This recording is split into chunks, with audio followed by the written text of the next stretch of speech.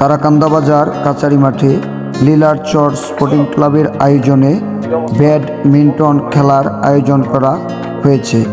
উক্ত খেলায় উপস্থিত ছিলেন জননেতা মোতাহার হোসেন তালুকদার। এই খেলার আয়োজনে ছিলেন ইব্রাহিম খলিল রবিন এবং আরও অনেকেই। আর এই খেলায় অতিথি হিসাবে বিএনপির আরও অনেক নেতাকর্মীরা উপস্থিত ছিলেন এবং মোতাহার হোসেন তালুকদার সুন্দর একটি মনোমুগ্ধকর পরিবেশ সৃষ্টি করে দিয়েছেন। উনি প্লেয়ারদেরকে উৎসাহিত করেছেন, নিজে ব্যাডমিন্টন খেলেছেন কিছুক্ষণ এবং তারাকান্দা বাজারের দর্শক যারা ব্যাডমিন্টন খেলাপ্রেমী তারাও উপস্থিত ছিলেন, খেলা দেখেছেন।